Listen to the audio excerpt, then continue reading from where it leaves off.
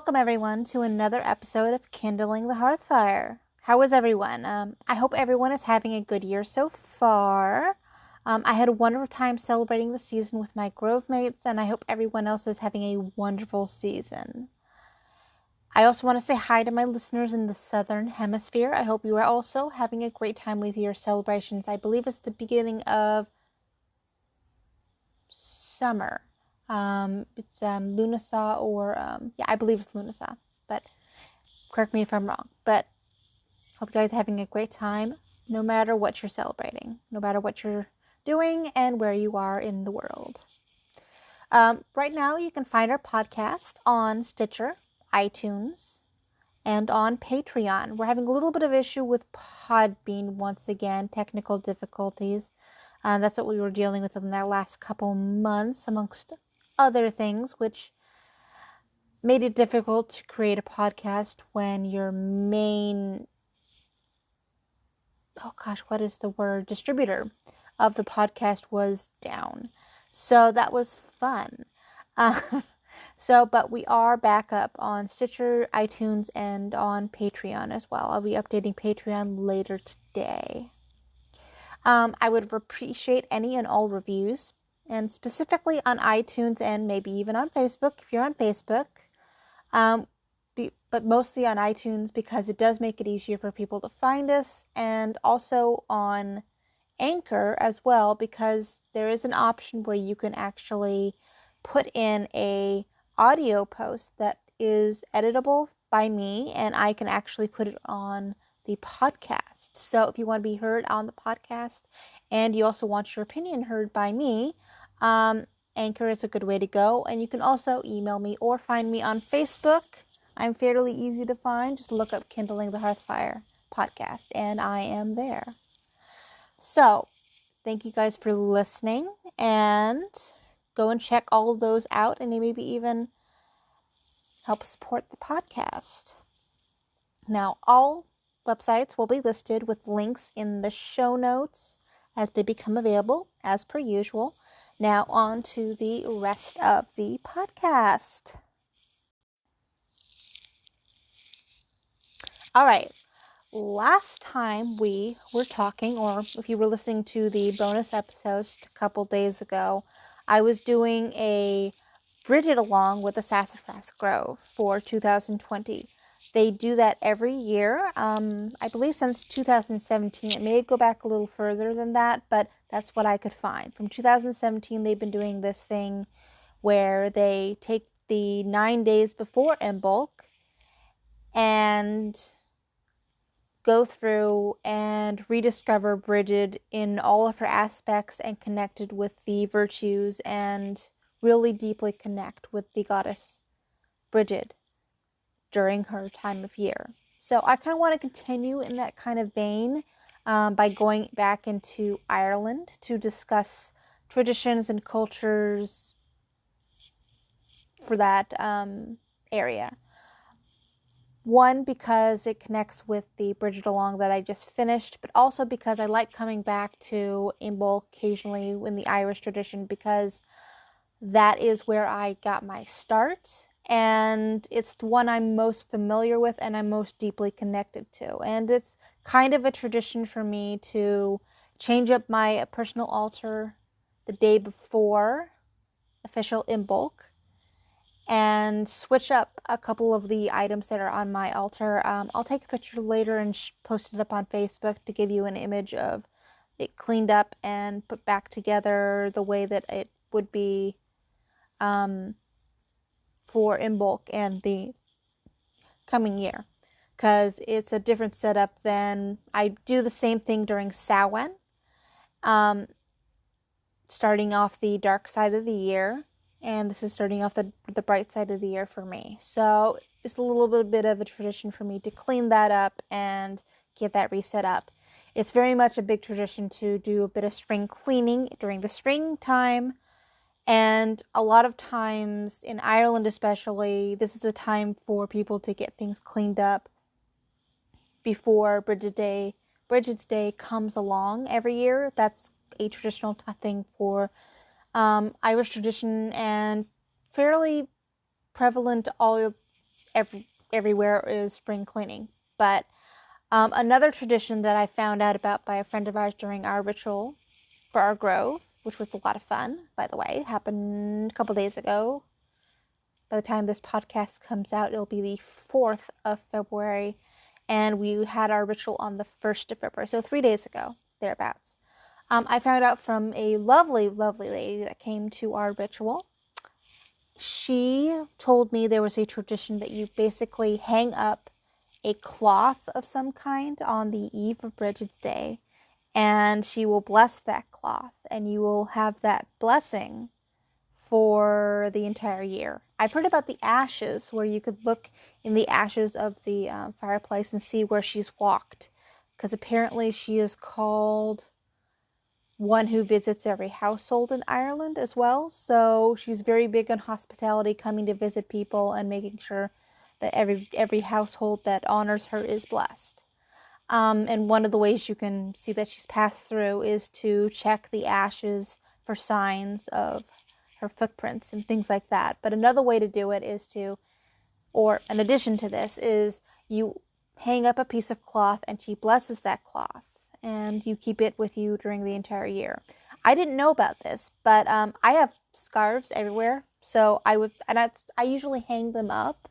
So it was totally a tradition I did not know about, but I participated without knowing it, which is kind of entertaining.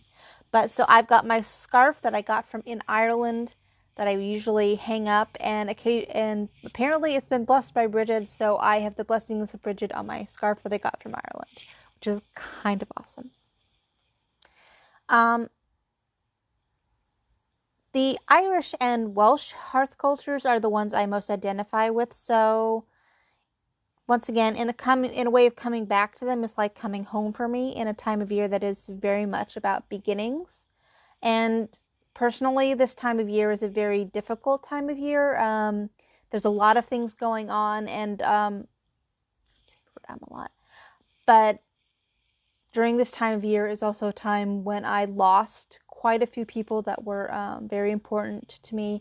The main one being my mother. She passed away 6 or 7 years ago. I can't remember the timeline exactly, but it was during this time of year that she passed away. And a couple of months later, my maternal grandmother also passed away. And I'm also finding out during this time, which is part of the reason why I've been on kind of a big hiatus, is that my grandmother and my grandmother's 92 and my grandfather's a little bit younger, but he's got Alzheimer's and dementia, and I just went back to visit them since last Thanksgiving, and it was very difficult. I was very, very grateful that I brought my partner along with me. So this time of year is about new beginnings, but it's also when something is beginning, something else has to end. So it's a very big transitionary kind of period for me. Imbolc literally means bag of butter in Gaelic or Irish, which makes sense when you consider that this time of year meant to the farmers and the regular people living in the Irish countryside, and even still today. Ireland is a very rural country in many ways. I just got back from there, and it was amazing to find out just how much their culture and their economics still focuses on the farming areas and how serious they take keeping things very green in Ireland, which is totally awesome to me. Bridget is a popular goddess or saint even today in modern Ireland, but she has been around since time immemorial, it seems, in one form or another. Candle making and bringing light into the home after the dark of the year has passed are popular and practical pastimes for this time of year, which is key in many traditions associated with Bridget in particular. She's also very much associated with holy wells and places with running water. There is a Bridget's Well in Kildare. There's several, mind you. The one I visited in Ireland, I brought back candles that were lit from the altar, what I did when I was visiting there was I took lots of pictures, so I'll post those on Facebook. It was a lot of fun. But when we went to the Bridges Well in Kildare that we visited, it's one of like 5 or 6 just in Kildare. We didn't go to the one that was the official one, that is connected with the nuns and the monastery and the nunnery and things like that, and the chapel and things like that. We found a Bridges Well that was very well kept, and I've got lots of pictures of it. But it was very beautiful, very contemplative. But it was outside, and it had an altar next to it where you could make an offering of coinage to pay for your candles. And what I did is I paid for 2 candles, and I lit both of them, but left one lit on the altar and left it there, and brought the other one home with me. I also brought some holy water from the well itself. Oddly enough, we put it into a 5-hour energy jug thing to get it on the airplane, and that my partner had emptied recently by using it, and I had to remind him several times. He was pretty good about it, but not to drink it because it had holy water from the Bridges Well and it was not drinkable, that kind of thing. But we brought some of the holy water back, and it is now part of our Grove's sacred well. We now have been connected to the Bridges Holy Well in Ireland, which is kind of awesome. But yes, many other wonderful traditions happen during this time of year in Ireland. I kind of wonder which ones will be practiced in our neck of the woods. Next up, we have a wonderful recipe for you to try this time of year. Pottage from the Dark Ages. I discovered this recipe in the new book by Gwion Raven, The Magic of Food, that just came out a few weeks ago. It's a fantastic read, and so far the recipes have been fantastic. It's a fascinating read, and it's fantastic recipes. Thank you, Gwion, for such a great resource. Pick up a copy today. It also is going to be reviewed in my book review. So that is just after the recipe, so hold on before I go into more squeeing about this book. Alright, so pottage, as I learned, is kind of a vegetable stew where the meat portion is replaced by oats to give it that thick texture that you would expect from a stew. It's vegan friendly as it appears in the book, and as we made it for our potluck that we had at our Grove's imbolc celebration this year, and we didn't have much leftovers left, and everybody seemed to really, really love it. It's vegan friendly and keeps well in the fridge if there are any leftovers to freeze. Excuse me. We made it for our imbolc potluck. It was spicy and warming on such a cold day, and there was very little left to bring home with us. So here's the recipe we took inspiration from for our pottage. And if you have the book, the recipe we used is on page 54, and it's called Pottage from the Dark Ages. I'm going to be kind of reading directly from the book because I love the way that Gwion puts this book together. Just put it that way. All right. Pottage from the Dark Ages. Pottage is thick. The oats are a substitute for meat and give the stew body. I could imagine foraging along hedgerows and using whatever I had on hand to make pottage. All right. This recipe serves 8, and the prep time is about 30 minutes. And the cooking time is 45 minutes to all day. Okay, so list of ingredients. 8 cups of water or vegetable stock. And you can even have chicken stock if you really wanted to, and you were an omnivore and you wanted to add meat to this. So chicken stock or some kind of stock that you enjoy, or water. 1 cup of cabbage, shredded. 1 leek, sliced, white parts only. 1 turnip, cubed. 1 large carrot, sliced into coins, or several carrots if you just have small ones. 1 parsnip. 1 teaspoon dried thyme. 1 teaspoon dried sage. 1 teaspoon dried savory. 3 tablespoons lovage, or you can even have celery leaves or parsley will do if you don't have lovage, as we didn't have lovage. We couldn't find lovage. But we did make do with parsley, which was awesome. Salt to taste, and 1 cup of rolled oats. If you have a cauldron and a tripod and want to cook this over an open flame, I highly recommend it. To turn the heat up or down, you can either raise the cauldron or manage the fire accordingly. A stock pot and an oven work perfectly well too. The instructions are easy. Fill the cauldron with water or stock and bring to a simmer. Add all the other ingredients except the oats. Crank up the heat and boil for 15 minutes or until the vegetables are soft. Reduce the heat and add the oats, then simmer for another 30 minutes. You can leave this over a low heat for as long as you want at this point.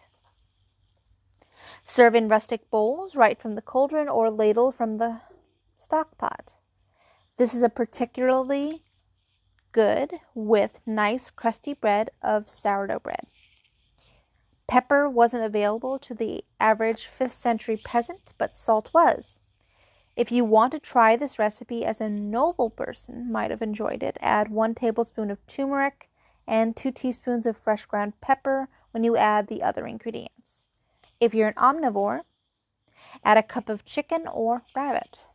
If there are leftovers, you can keep the pottage in the fridge for up to 3 days and just reheat.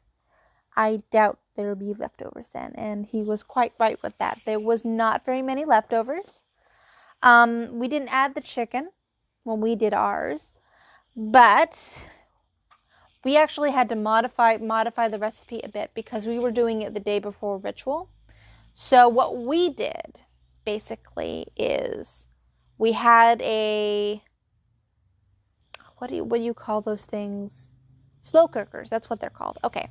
We had a slow cooker, a rather large one of my partner's, and what we did is we put the stock in there and we put all the ingredients in there except for the oats, and we put it on high from the time we put it together and then went to bed, which is about maybe 2 to 3 hours. And then before we went to bed, we added the oats and the salt and the pepper and the turmeric and a couple other things that are in there that I'm missing. But we put that in there, put it on low, and then we let it cook overnight and brought it with us for ritual. And everybody seemed to love it. And I loved it. It was very spicy. The parsnips and the other ingredients actually gave it a little bit of a kick to it, a little bit of warmth. And I loved the turmeric, which gave it a really nice orangish yellow kind of color, which made the parsley and the green vegetables kind of pop out, which made it a lot more colorful and a lot more visually interesting. But it was a very nice taste to it, very warming and very nice on a very, very cold day. And we enjoyed it very much, and there was almost no leftovers. We ended up accidentally leaving it out, so sadly we had to throw out like the maybe 2 servings that was left. And another thing I will add is that it gets really, really thick. And if you don't like thick porridge kind of things, well, you can do what we did and add some extra water in there to kind of loosen things up and turn it into more of a soup. Me personally, I would prefer it a little bit thicker, but it does get really, really thick, especially when you're doing it in the slow cooker and not over the stove and watching it 24/7. But it was excellent, and I love the directions. And as you heard here, he's got a very nice sense of humor and a sense of history that I really, really like. And okay, so I hope you enjoy that recipe as much as I did. And since we're on the topic of books, I'm going to be doing the book review. And it is The Magic of Food by We Own Raven, which just came out a couple weeks ago. We got it on pre-order from I think it was Amazon. It might have been Barnes & Noble, but it is available on Barnes & Noble, Amazon, and I go through my 3 R's with this book. It is very readable. Once again, he's got a sense of humor. There's lots of history involved in it, but it doesn't make it dry. And if you like the history of food, and you would just like ritual food to actually have some historical connotations and still be really, really good food and be really, really interesting and really easy to do, this is definitely a very readable book. It's also very rereadable. There's lots of information in here, and it would be probably a recipe book that I would turn to for a lot of things. I'm probably going to move a lot of the recipes that I use on a relatively often basis to my own recipe book, so I can have a hold of them without having to get the whole book out. But it's still a very awesome book to read over and over, and I've read it several times, and it's got several different rituals in here that you can try. It's got lots of recipes in here, lots of bonus recipes. I can't wait to try the rolled date bites. And I've already tried, let's see, the pottage, of course. But there's also one in here. Let's see if I can find it. There's also Bridget bread. I could have used bread pudding and whiskey sauce for Bridget, which would have been kind of awesome. There's also Winter's Feast shepherd's pie to live for. And it looks awesome. It's made with actual lamb, which is actual shepherd's pie and not a cottage pie as you find in a lot of restaurants. And let's see, where is it? Yeah, pottage for the dark ages. Super quick bonus recipe for warmed figs. There is not a single recipe in here that I wouldn't love to do.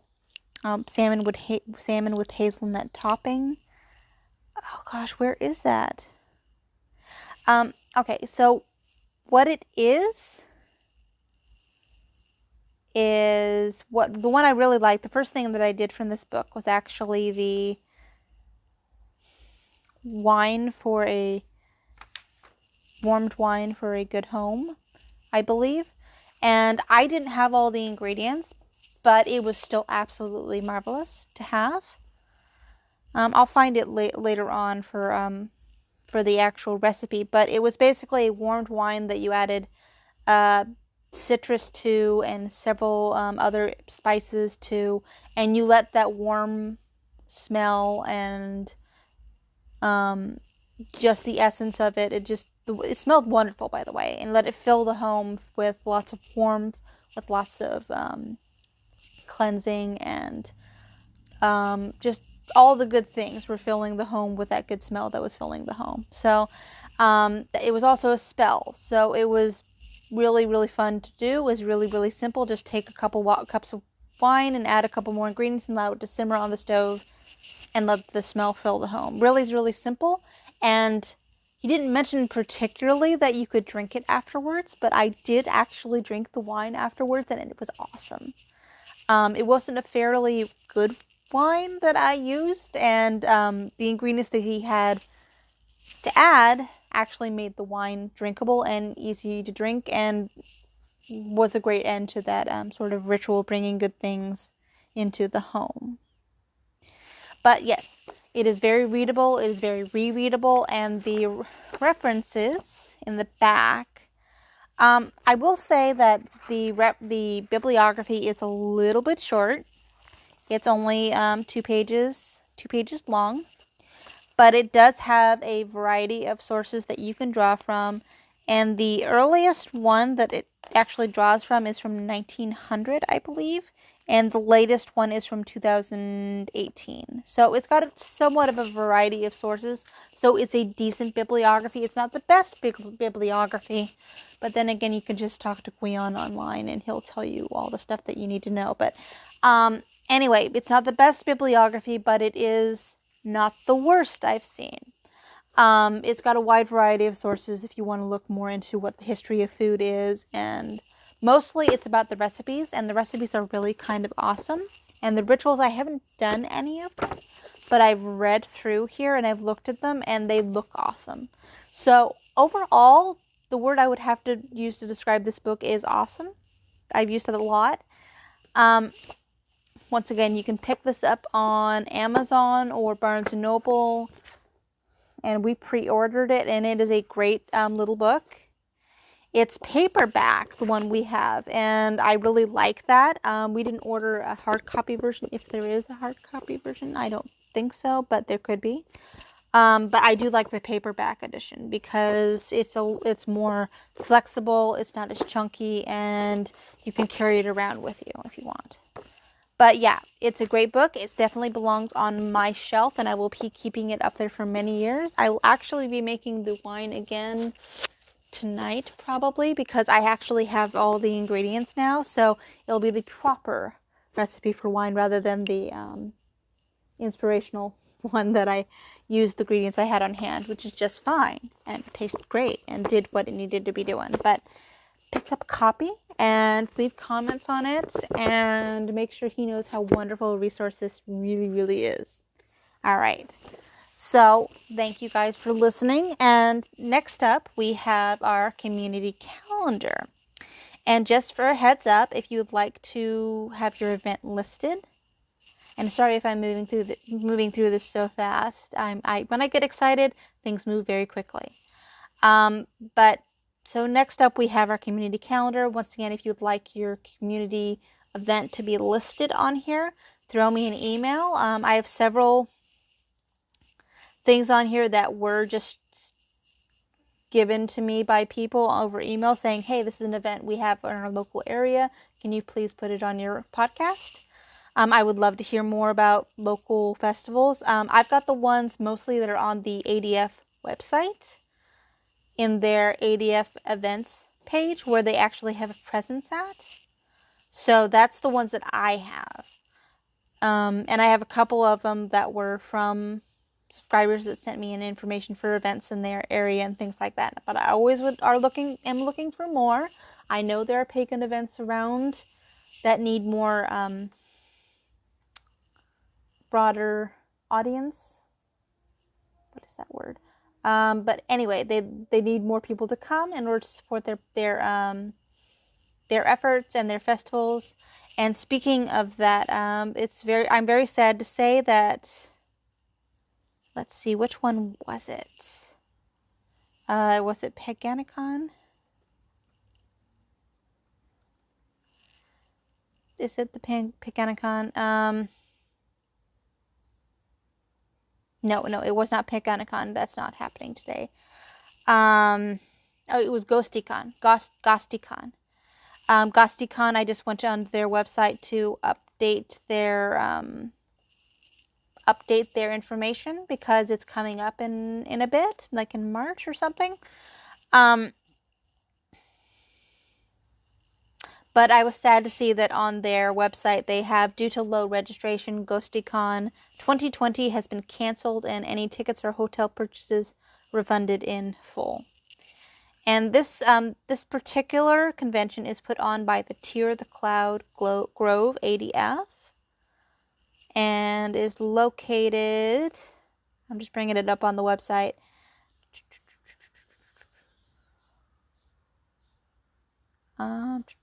where are you guys located? They are in Albany, New York, and sadly their festival did not get put on because of lack of interest and lack of registration. So when we have these festivals that come up, it's good to make sure everybody knows about them, because not everybody knows about all the festivals that are going on in their area even.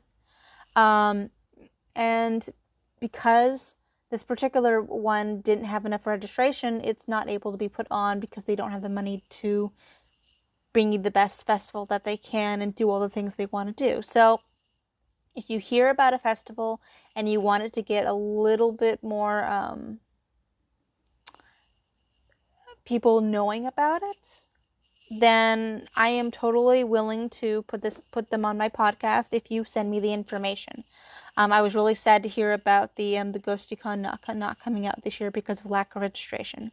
And I really want to put it out there that I want to hear about the festivals that are going on in your area, and I want them to get the coverage that they really, really should and need to have in order to keep going. So that's my whole little blurb there. So send me through kindlingthehearthfire@gmail.com if you have any events you want to add to this list that you want to get coverage. All right, so moving on to the festivals that are going to be happening in the next 2 to 3 months. The first one that is coming up is going to be Pantheacon, which is a pan-pagan convention. And just as a heads up, this is the 26th Pantheacon, and it is going to be the last official Pantheacon. So if you wanted to go to Pantheacon, this would and see it for what it was for those 26 years. Check it out this year because it's going to be the last time you'll be able to, where it is being run by the same people. They're trying to get together a new group that is going to create a festival, a similar festival running during the same weekend at the same hotel, but they're not going to be called Pantheacon any longer. It's called Between the Veils on Facebook if you want to look that up and try to get involved. They also have an event at Pantheacon, like a roundtable discussion on what you would like in this new festival, how to get it set up, and where they are at in the planning process. So if you want to get involved in revamping the festival happening in the San Jose area, go ahead and check that out. But the Pantheacon, the last Pantheacon is going to be happening this year at the DoubleTree Hotel in San Jose, California, and it is running from February 14th to the 16th, 2020. And their website is pantheacon.com if you want more information on what's going on and also the groups and what's going to be happening there. All right, check that out. And the next convention that is going to be happening, once again, another pan-pagan convention that ADF has a presence at, is going to be Convocation. It is going to be happening February 21st to the 24th at the Dearborn Detroit DoubleTree by Hilton. And their website is a little bit longer, so I will be posting that in the show notes so you can click on that.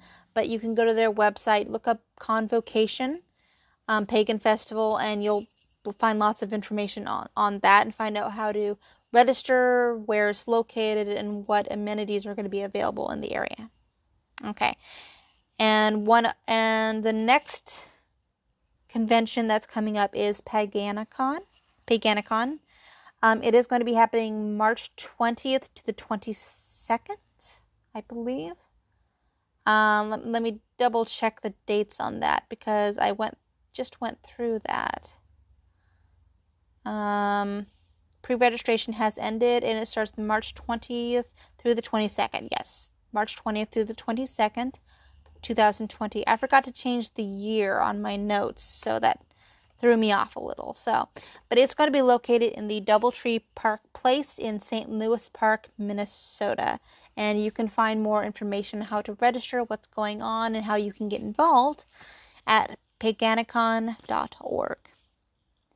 And the next and last, but not least, festival that's happening is going to be the Trillium Spring Gathering. And this is going to be happening April 16th to the April 19th, 2020. And it's going to be at Thor's Hollow Retreat, Cross Junction, Virginia, in the United States. And their website is trilliumgatheringadf.org. All one word. And I was trying to read it and say, what is the words in that? But once again, it'll be in the show notes, the link to it. But it's trilliumgatheringadf.org.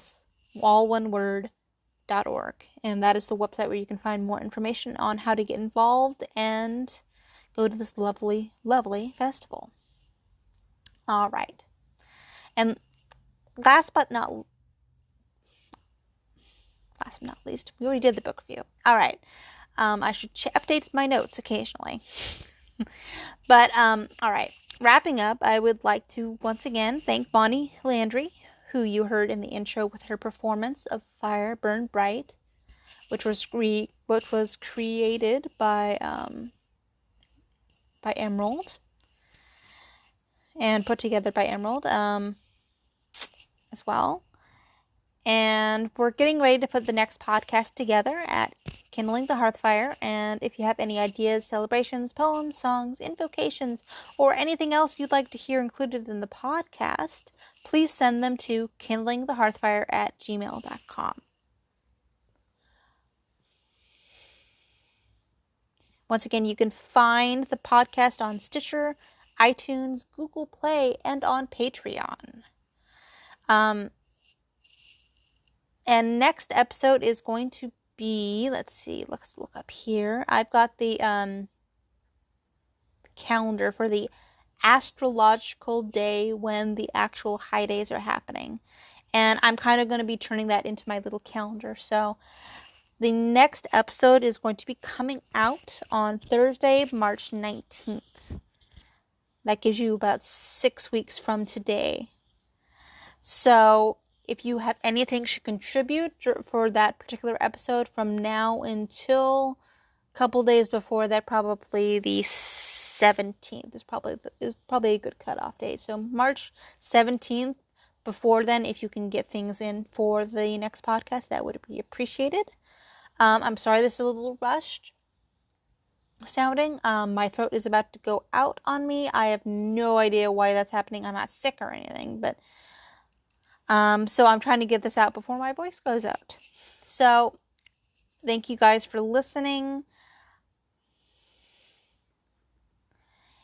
May you be well, and may you continue to pray with a good fire. And thank you for listening to the podcast, and have a great day.